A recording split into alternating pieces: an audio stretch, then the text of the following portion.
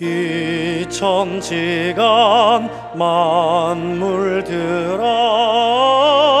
복 주시는 주 여호와 전능성부 성자 성령 찬송하고 찬송하세. 아멘.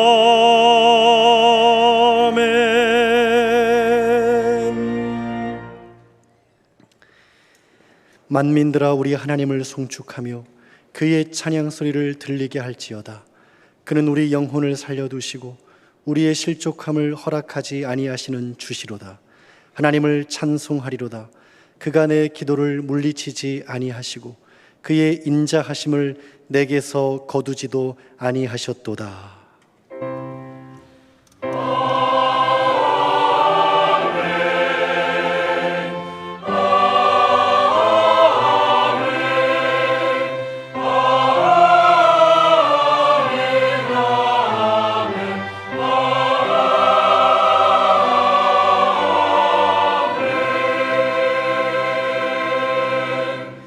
하나님께서 우리에게 주시는 구약의 말씀은 시편 126편 6절 말씀입니다. 제가 보는 성경으로 898쪽입니다. 시편 126편 6절 말씀입니다. 울며 씨를 뿌리러 나가는 자는 반드시 기쁨으로 그 곡식단을 가지고 돌아오리로다. 아멘.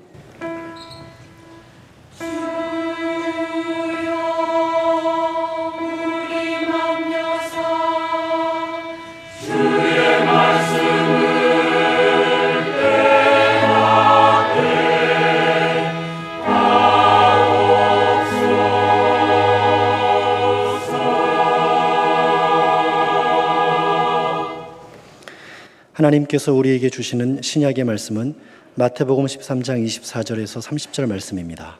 제가 보는 성경으로 21쪽입니다. 마태복음 13장 24절에서 30절 말씀입니다.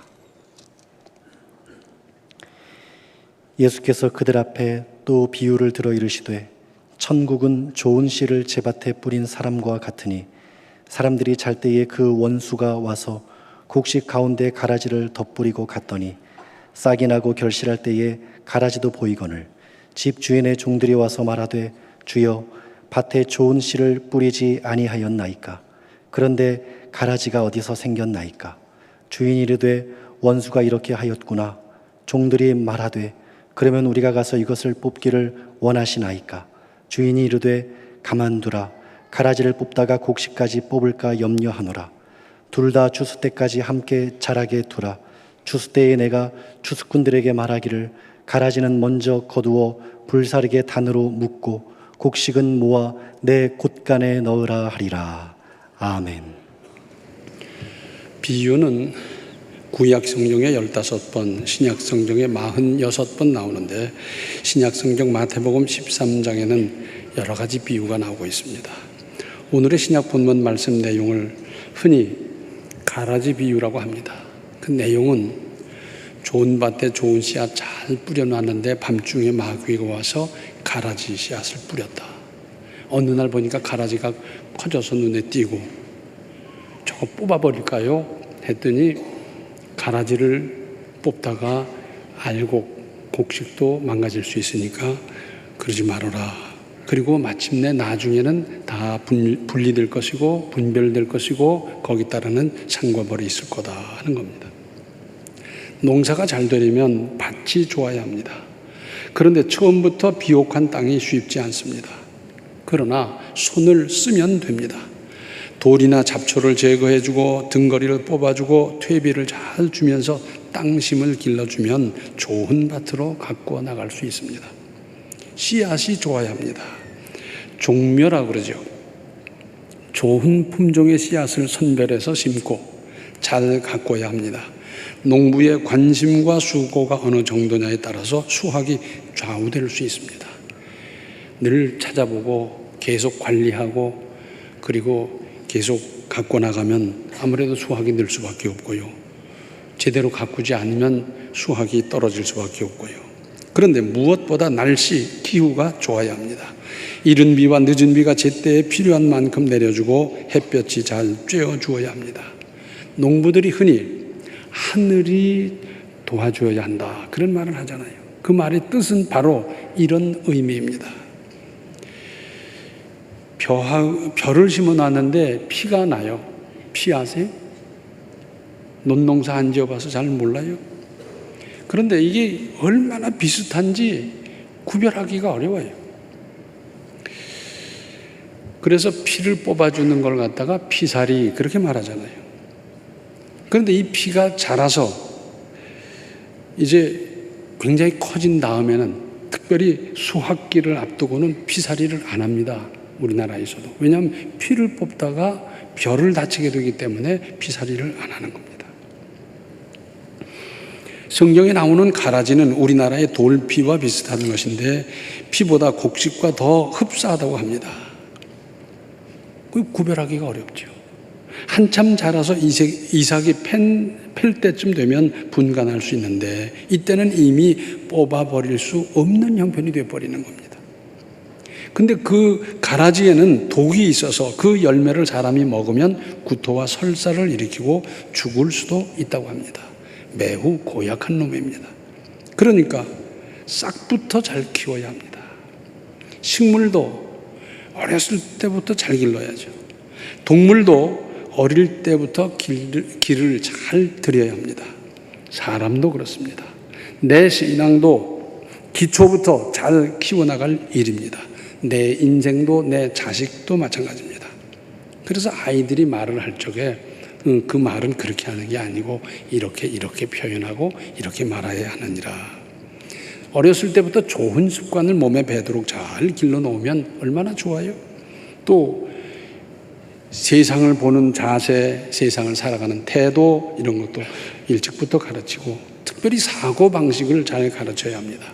그래서 무슨 일에 대해서 생각하고 평가할 적에 그건 이렇게 생각하는 거란다, 그건 이렇게 평가하는 거란다, 이렇게 하는 게 옳단다, 그걸 가르쳐야죠. 우리 속담에 될성 부른 나무는 떡잎부터 알아본다 그랬는데 어려서부터 다르다는 거죠. 그런데 이 말을 뒤집어 보면 안 될 싹은 어릴 때부터 틀리더라 하는 겁니다.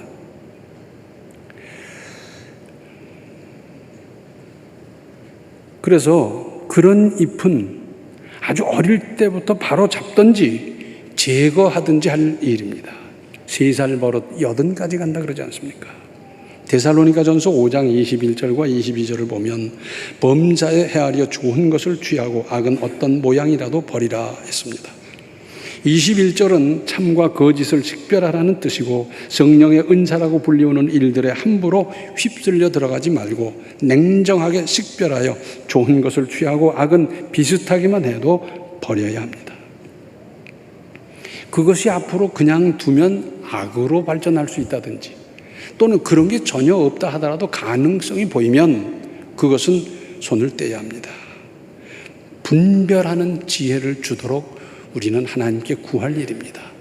우리 지혜가 부족해서 하나님께 구하면 후히 주시고 꾸짖지 아니하신다 그랬어요. 사람의 지혜, 사람의 판단이 뭐 그렇게 대단합니까? 그러나 하나님이 주시는 지혜로 사물을, 세상을, 문제를 판단하고 식별하는 것 얼마나 의미 있는 일이겠습니까? 무심코 지나쳐버린 씨앗이 싹트고 자라면 그것이 자라난 숙주를 잡아먹을 수도 있습니다. 잡초 잠깐 눈 돌린 사이에 순식간에 나서 자라고 퍼집니다. 요즘 우리나라에 외래종이 들어온 것이 있는데 가시박이라는 게 있어요. 들어보셨어요? 호박 이파리보다 조금 작은데 이게 얼마나 무섭게 번지는지 몰라요. 여름에는 하루에 30cm가 큰다 그럽니다. 열흘이면 3m가 되는 건데 이게 퍼져서 나무에 올라가면 나무를 뒤덮어버려가지고 나무를 죽여버리고요. 그리고 이 들판에서 이게 퍼지기 시작하면 다른 식물을 죽여버리는 겁니다. 아주 무서워요. 그래서 우리 교회에서도 작년부터 이 가시박 없애기 위해서 아주 그냥 힘쓰고 있습니다. 심기를 했습니까? 가꾸기를 했습니까? 그런데 쥐가 와가지고 그렇게 되는 거예요. 근데 이 민물 고기 중에도 초라는 게 있더라고요. 초어. 들어보셨어요? 그거 굉장히 많은데 살도 많고요. 근데 이것도 역시 외래종인데 우리나라에 들어와서 다른 물고기를 되잡아 먹고요. 근데 이 초란 고기는 잡아서 뭐 끓여 먹든지 지져 먹든지 하려고 하면 맛은 하나도 없어요. 근데 이것이 생태계를 파괴하는 겁니다. 이런 것들이 더 잘 자란다니까요. 씨를 뿌린 것도 아니고 보살피거나 간수하지 않아도 생명력이 더 끈질기고 강해서 더 잘 자랍니다. 우리의 마음밭에서 싹부터 없애야 합니다. 전보다 악은 더 잘 퍼지고 나쁜 것부터 배우는 겁니다. 제가 그 전에 월남전 때 갔는데 미군 식당에서 식사를 했어요. 거기는 미군 헌병이 2명이 보초를 쓰고 있는데 식사하고 나오는데 그래. 너희들 한국 군인이지? 그렇다. 야, 얘가 한국 근무하다 일로 왔다는데 한국말 잘한다. 그래. 그래서 그럼 한국말 해봐라. 그때 뭐라고 그러는데 잘 못 알아듣겠어요. 다시 해봐. 그러니까 튀어나오는데 아유 괴상한 막 욕을 해야 되는 거예요. 욕부터 배웠어요. 내 속에 남아있는 비신앙, 불신앙적인 요소를 샅샅이 가져내고 싹부터 자르십시오. 우리가 아무 생각 없이 하는 말 중에 그런 게 많아요. 재수. 이건 무속에서 온 것이지 우리 기독교와 전혀 관계가 없고요. 운명. 이것도 우리 신앙인이 할 말이 아닙니다. 요즘은 또 그런 말을 쓰더라고요. 지름신. 들어보셨어요? 뭐 이상한 데 쓴 건가 봐요. 무슨 재물의 복을 주는 신이다 그래가지고 하는 모양인데 지름신이라고 그러는데 이런 거 우리하고 상관없고요. 또 요행이나 거짓말, 교만 이런 거 우리 신앙과 관계가 없는 겁니다. 그런데 방임하면 종래 악한 것은 악한 열매를 맺고 맙니다. 남의 일이 아닙니다. 오늘의 신약 본문 말씀에 대해서 예수께서 친히 설명하신 대목이 마태복음 13장 36절로부터 43절에 나옵니다. 이에 예수께서 무리를 떠나사 집에 들어가시니 제자들이 나와 이르되 밭의 가라지의 비유를 우리에게 설명하여 주소서. 대답하여 이르시되 좋은 씨를 뿌리는 이는 인자요 밭은 세상이요 좋은 씨는 천국의 아들들이요 가라지는 악한 자의 아들들이요 가라지를 뿌린 원수는 마귀요 추수 때는 세상 끝이요 추수꾼은 천사들이니 그런즉 가라지를 거두어 불에 사르는 것 같이 세상 끝에도 그러하리라. 인자가 그 천사들을 보내리니 그들이 그 나라에서 모든 넘어지게 하는 것과 또 불법을 행하는 자들을 거두어 내어 풀무불에 던져 넣으리니 거기서 울며 이를 갈게 되리라. 그때 의인들은 자기 아버지 나라에서 해와 같이 빛나리라. 귀 있는 자는 들으라. 특별히 41절과 42절 상반절에 인자가 그 천사들을 보내리니 그들이 그 나라에서 모든 넘어지게 하는 것과 또 불법을 행하는 자들을 거두어내어 풀무불에 던져 넣으리니. 그리고 43절에 그때 의인들은 자기 아버지 나라에서 해와 같이 빛나리라. 귀 있는 자는 들으라. 귀 있는 자는 듣는 겁니다. 최후 즉 개인적인 죽음이나 세상의 종말에 가서야 정확히 구별되고 거기에 따르는 처벌과 상급이 이루어지거니와 그 전 특히 한참 자란 상태에서는 손대는 것이 오히려 곡식을 괴롭히는 일이 될 수 있습니다. 선과 악이 아주 비슷해요. 구별하기가 보통 힘든 게 아닙니다. 곡식과 같이 있다고 다 알곡입니까? 아니잖아요. 그래서 사이비란 말이 나왔어요. 비슷한데 아니라는 겁니다. 끝에 가서는 가라지를 먼저 거두어 불사릅니다. 특히 조금 남아있는 씨가 문제입니다. 사람이 암에 걸리면 수술을 하잖아요.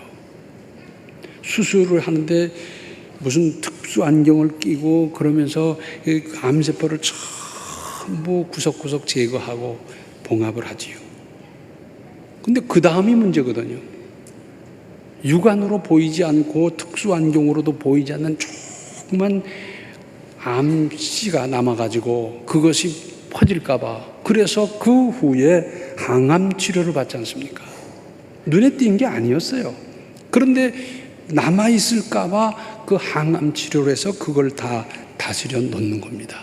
그 항암 치료를 하는 방법은 여러 가지가 있겠습니다만은 어쨌건 그 다음 그렇게 하잖아요. 요만한 씨앗이라도 있으면 안 되기 때문에 그것이 퍼져서 나중에 큰 암으로 자라고 생명을 앗아가게 되기 때문에 그런 겁니다.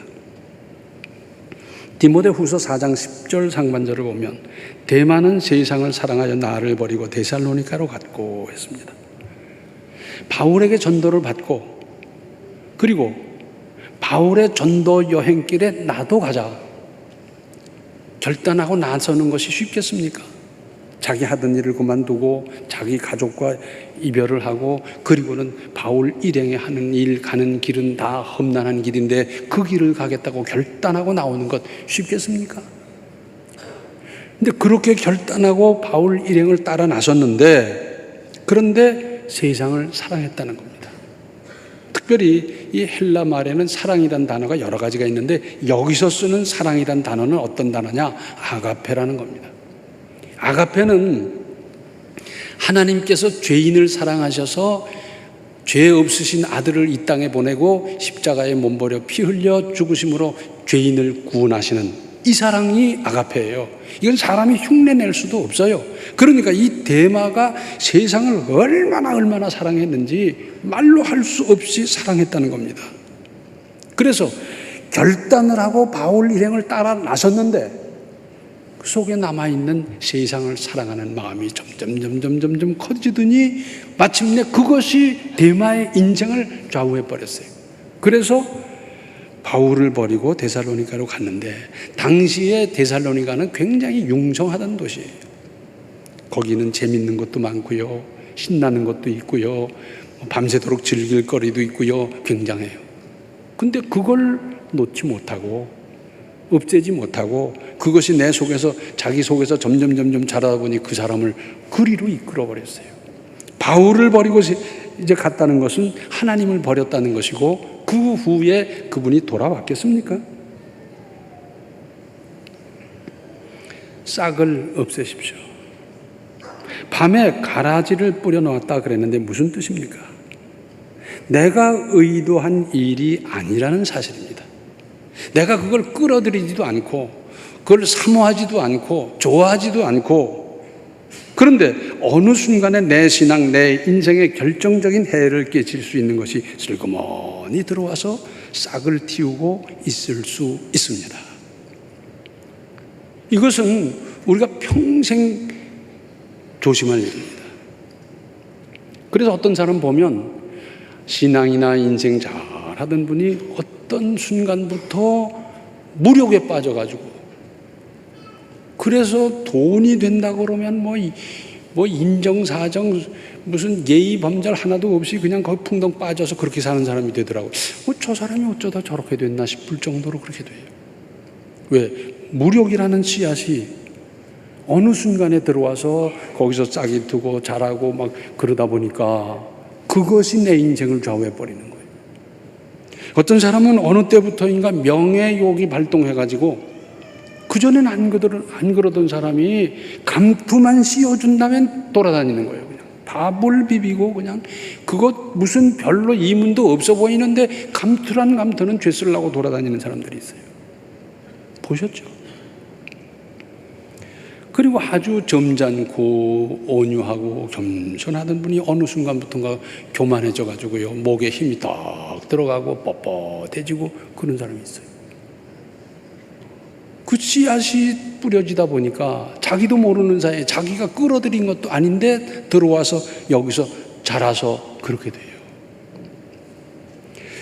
언제부턴가 거짓말 잘하는 사람이 되어버리고요, 언제부턴가 생활이 지저분해지고요, 경계태세를 늦출 수 없습니다. 그래서 예수께서는 깨어 있으라 그러셨잖아요. 그래서 경계할 뿐 아니라 기도하며 조심할 일입니다. 신앙, 인생, 가꾸어 나가는 겁니다. 잘 생각해 보세요. 올해 잡초가 나서 잡초를 다 뽑아버리고 제초제를 뿌리고 뭐 다 해서 깨끗하게 했다. 내년에 안 납니까? 새싹이 돋을 때 보면 잡초부터 나요. 그렇죠? 잡초부터 나요. 어김없이 잡초부터 싹이 나올 겁니다. 그때마다 제거해 줘야 됩니다. 나는 30대 때 이런 걸 다 정리했으니까 나와 상관없다. 천만의 말씀이라니까. 새해에 또 잡초가 나고, 봄에 다스렸다고 끝납니까? 잠깐 눈 돌렸다 보면 또 잡초가 나 있고, 또 나 있고, 또 나 있고, 또 나 있고, 계속 그러잖아요. 10년 농사를 잘 지었는데 11년째 잘못되면 그 손해는 몇 년치 수입을 갉아먹을 수 있습니다. 끊임없이 살피고 손질하고 제초할 일입니다. 신앙, 인생 가꾸는 겁니다. 가꾸는 겁니다. 늘 살피고, 다른 사람 살피지 말고 나를 깊이 살펴서 행여 나도 모르는 사이에 무슨 씨가 뿌려졌을까, 그것이 싹이 났을까, 그것이 자라는 건 아닐까, 내 내면을 깊이 보살피면서 인생을 잘 가꾸어 나가시기 바랍니다. 기도하시겠습니다. 은혜로우신 아버지 하나님, 나도 모르는 사이에 내 속에 들어와서 진을 치고 있는, 또아리를 들고 있는 그 무엇으로 말미암아 내 인생이 잘못되면 얼마나 기가 막힌 일입니까? 우리 내면을 깊이 살펴볼 수 있게 하여 주시고, 그래서 제때제때 손질을 해서 우리 내면이, 우리의 인생이, 우리의 신앙이 언제나 건강하고 건전한 인생, 인격, 신앙이 다 될 수 있도록 도와주시옵소서. 예수님의 이름 받들어 간절히 기도하옵나이다. 아멘. 좋은 씨를 잘 심고 정성껏 가꿔서 훌륭한 신앙의 열매를 거두십시오. 지금은 생명의 주 예수 그리스도의 은혜와 하나님 우리 아버지의 극진하신 사랑과 성령의 감화, 감동, 충만, 교통하심이 인격을, 삶을, 신앙을 잘 가꿔서 훌륭한 열매를 맺으며 살기를 작정하는 모든 성도들 머리 위에 이제로부터 영원토록 함께 계시기를 간절히 축원하옵나이다. 아멘.